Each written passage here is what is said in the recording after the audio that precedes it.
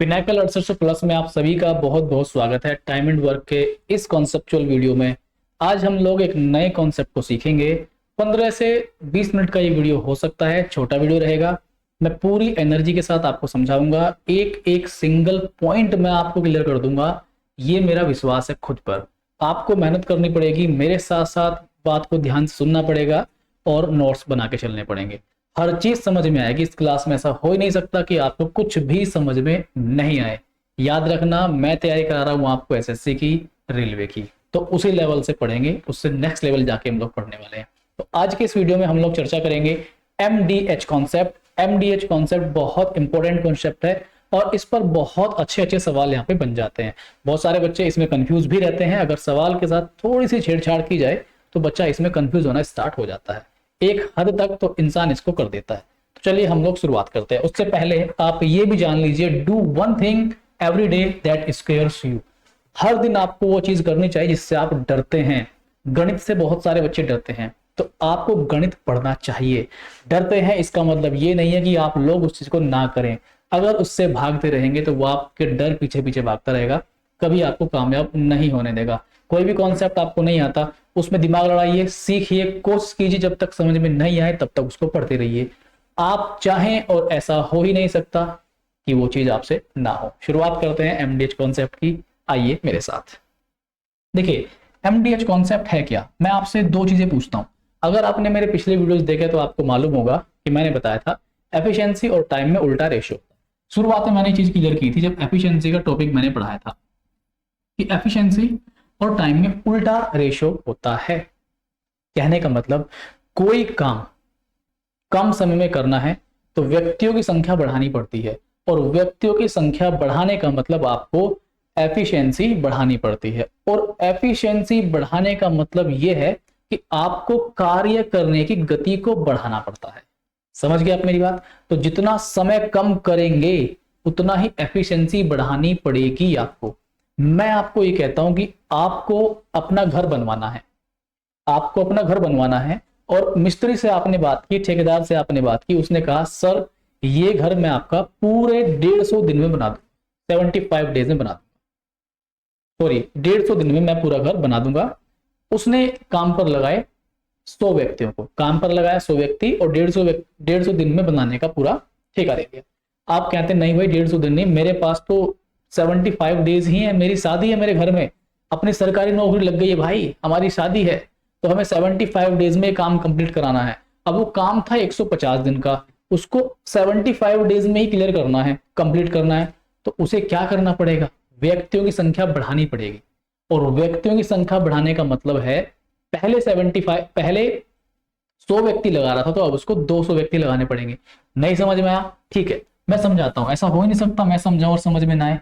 ध्यान समझो जरा। जैसे मान लीजिए मैं आपसे कहता हूं कि यहां पर आपको एक वर्क है, कोई भी एक वर्क हो सकता है, उसके लिए आपने 8 व्यक्ति निश्चित किए कि भाई 8 व्यक्ति लगाने हैं और 4 दिन में काम कंप्लीट हो जाएगा। तो मैं आपसे ये कहता हूं कि ये काम आप एक दिन में करना है। जो काम 8 व्यक्तियों द्वारा 4 दिन में होना था, अब वो काम हमें एक दिन में करना है। तो कितने व्यक्तियों की आवश्यकता पड़ेगी, कितने व्यक्तियों की आवश्यकता पड़ेगी? क्या व्यक्ति घटेंगे या बढ़ेंगे? आप सोचिए और बताइए, घटेंगे या बढ़ेंगे? तो डेफिनेटली यहां पर व्यक्ति बढ़ेंगे। हमने किया क्या है, हमने ये किया, यहां पर 4 से भाग दे दिया, समय को हमने 1/4 किया, समय को 4 से भाग दिया, तो होगा क्या, मैन पावर में 4 से गुणा हो जाएगी। सर गुणा क्यों, इस बात का अर्थ थोड़ा समझ नहीं आया। मैंने कहा एफिशिएंसी, मैंने आपसे ये कहा एफिशिएंसी और टाइम में उल्टा रेशो होता है। एफिशिएंसी और टाइम में क्या बताया मैंने, उल्टा रेशो होता है। टाइम में 2 से डिवाइड किया तो यहां पर गुणा करनी पड़ेगी, क्योंकि डिवाइड का उल्टा गुणा, गुणा का उल्टा डिवाइड। आप बात समझ गए? ठीक है। तो यहां पर हमें कितने व्यक्तियों की आवश्यकता पड़ेगी, 32। तो हमने किया क्या है, 8 इंटू 4, हमें 32 व्यक्तियों की आवश्यकता पड़ेगी।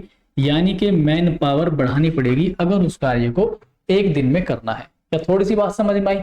5%, 10% नहीं आई? ठीक है, आगे चलते हैं और समझाऊंगा मैं आपको। जब तक आपके समझ में नहीं आएगा मैं आपको समझाते रहूंगा और समझा के ही छोड़ूंगा। ये कोई काम है, 8 व्यक्ति करना चाहते हैं इसको 2 दिन में, या 8 व्यक्तियों को लगाया गया एक काम को कंप्लीट करने में और 2 दिन का समय रखा गया।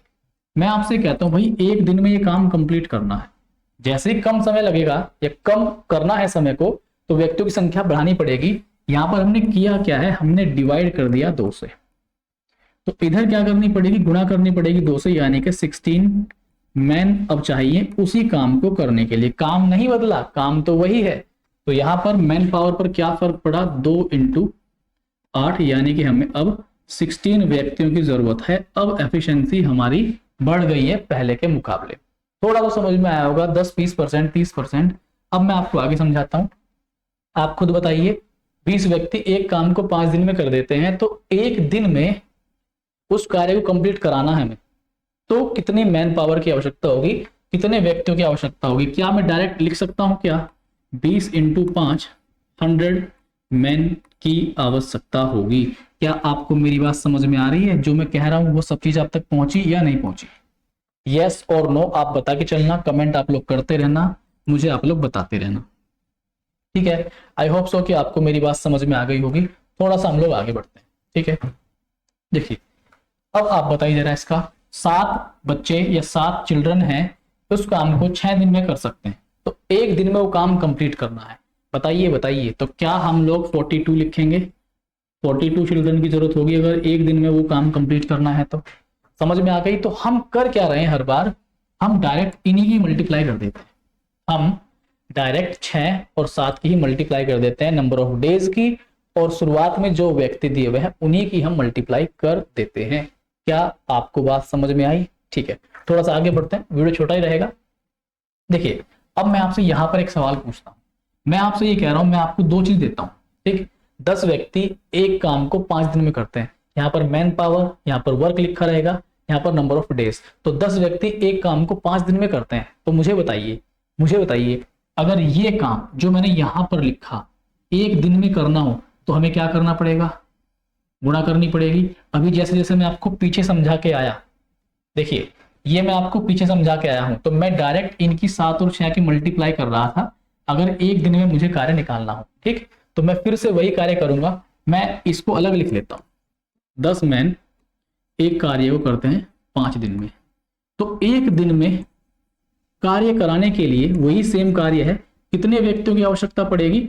अगर मैंने इसको यहां पर डिवाइड किया है 5 से, तो मुझे इधर गुणा करनी पड़ेगी 5 से, ठीक है। इसको डिवाइड किया 5 से, तो इसको मैंने मल्टीप्लाई कर दी 5 से।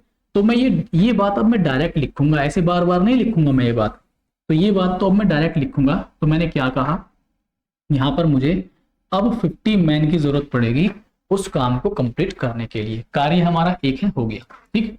अब मुझे बताइए यहां पर भी वही बात है, एक सेम ही काम है, काम वही है, लेकिन महिलाएं करेंगी इस काम को।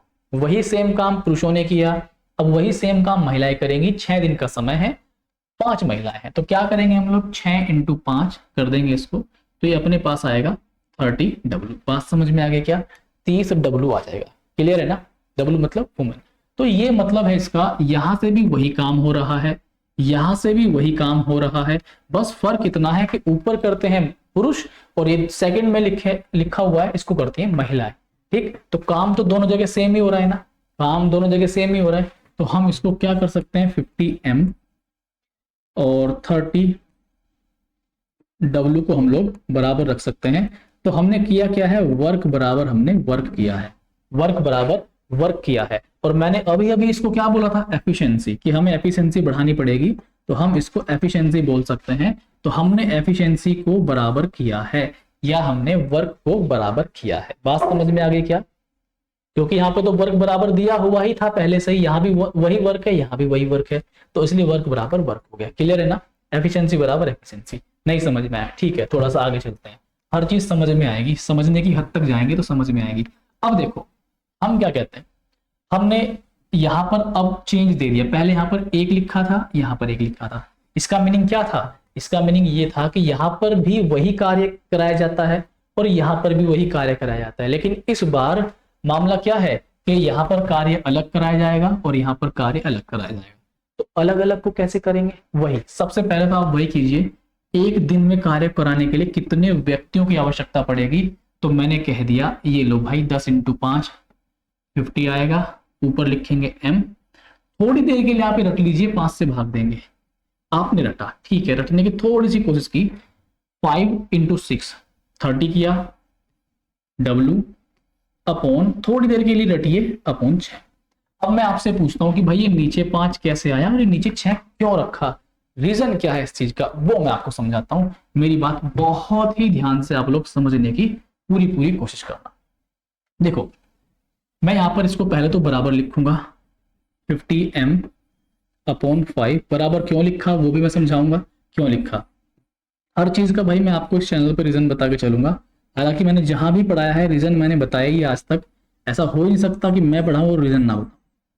तो यहाँ पर कितना आएगा आपका, 5 से कटेगा 10 बार और 6 से कटेगा 5 बार, तो ये w, तो m अपॉन w आएगा 1/2 या m अनुपात w 1/2 आ जाएगा। ठीक है, बात आपको समझ में आ गई है। तो देखो मैंने किया क्या है, पिछली बार जब हमने देखा यहाँ पर हमारा वर्क सेम था, यहाँ भी 1 था यहाँ भी 1 था, लेकिन इस कंडीशन में क्या है हमारे पास, यहाँ पर 5 है और यहाँ पर 6 है, वर्क बराबर नहीं है, तो हमें वर्क बराबर बनाना पड़ेगा। ठीक है, तो देखो बराबर कैसे बनाएंगे। यहाँ पर मुझे मालूम था 50 मैन की जरूरत पड़ेगी, 50 मैन की जरूरत पड़ेगी। ये जो कार्य है ना ये 5 यूनिट मान सकते हो, ये कार्य कितना है 5 यूनिट।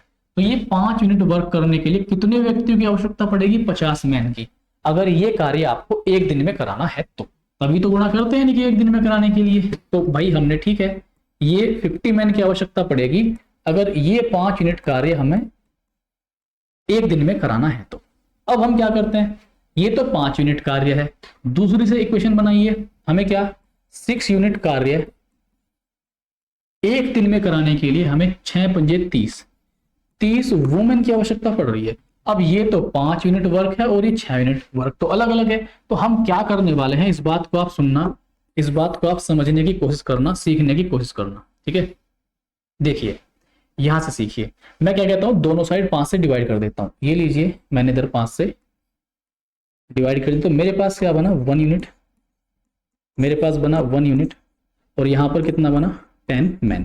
तो इस 1 यूनिट कार्य को कितने व्यक्ति करेंगे, 10 पुरुष कर देंगे। ठीक है, अब मैं यहाँ पर क्या करने वाला हूँ, इधर मैंने 6 से डिवाइड कर दिया और इधर मैंने 6 से डिवाइड कर दिया, तो मेरे पास क्या बना 1 यूनिट और इधर मेरे पास क्या बना 5, ठीक है, वुमेन। तो अब देखिए ये भी 1 यूनिट है और ये भी 1 यूनिट, तो हमने अब कार्य को बराबर रख देना है। बात आपको समझ में आ गई। 1 यूनिट करेंगे 5 महिलाएं और 1 यूनिट पे करेंगे 10 मैन, तो 1 यूनिट बराबर 1 यूनिट, 1 यूनिट बराबर 1 यूनिट और इसको करेंगे 10 मैन और इसको करेंगे 5 वुमेन। बात समझ में आ गई आपको, या यहां से भी वही बात है, हमने ये 50m/5 एक यूनिट के लिए रखा, ये 1 यूनिट कार्य है, ये भी 30w/6 ये भी 1 यूनिट के लिए, तो वर्क बराबर वर्क किया, वर्क बराबर वर्क किया। आई थिंक आपको बात समझ में आ गई कि मैंने यहाँ पे किया क्या है। क्लियर है आपको ये बात? ठीक है, थोड़ा सा आगे बढ़ेंगे हम लोग।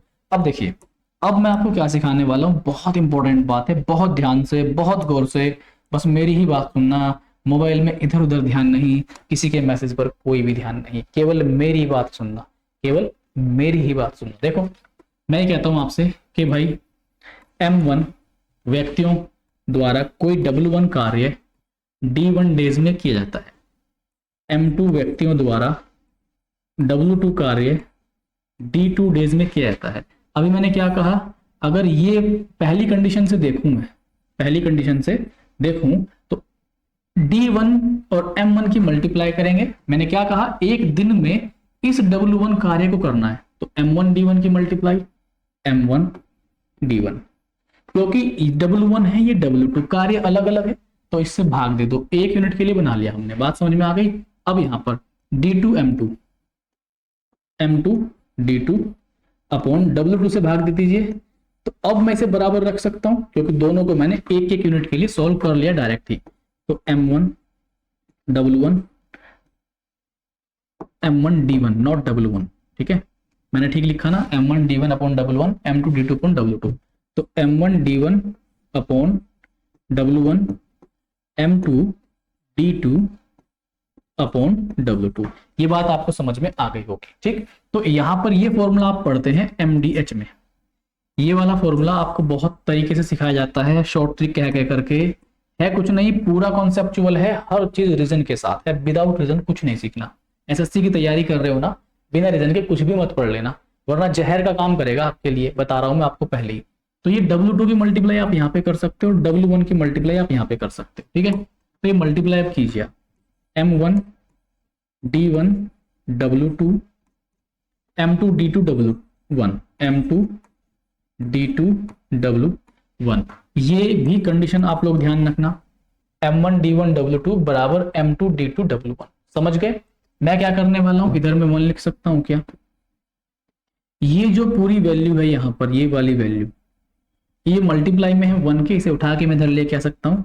तो M1 D1 W2 upon M2 D2 W1 बराबर 1। एक ये कंडीशन भी आप याद रखना। तो ये 3-4 कंडीशन मैंने आपको बताई है, इनको आप याद रखना, ये आपके काम आएंगी। अब मैं थोड़ा सा और इसमें मॉडिफिकेशन करता हूं और बेहतर ढंग से आपको मैं सिखाने की कोशिश करता हूं। आपका ध्यान यहां रहना चाहिए बोर्ड पर। देखिए क्या मतलब है इस चीज का। मैं ये कहता हूं कि भाई M1 व्यक्ति W1 कार्य को D1 दिनों में करते हैं, M2 व्यक्ति W2 कार्य को D2 डेज में करते हैं, ठीक। तो मैंने क्या किया था अभी मैंने ये किया था आपको कि मेरा आया था M1 D1 अपॉन W1 बराबर M2 D2 अपॉन W2, या M1 D1 W2 बराबर M2 D2 W1, ये आया था मेरा, ठीक है। क्या मैं ऐसे भी कर सकता हूँ क्या इसको? इसकी मल्टीप्लाई मैं यहाँ कर देता हूँ और इसकी मल्टीप्लाई में डाउन अप ऐसे, ठीक, अप और यहां से ये डाउन, समझ गए होंगे? क्रॉस, यहां पर क्रॉस, यहां पर क्रॉस, क्रॉस क्रॉस, ठीक।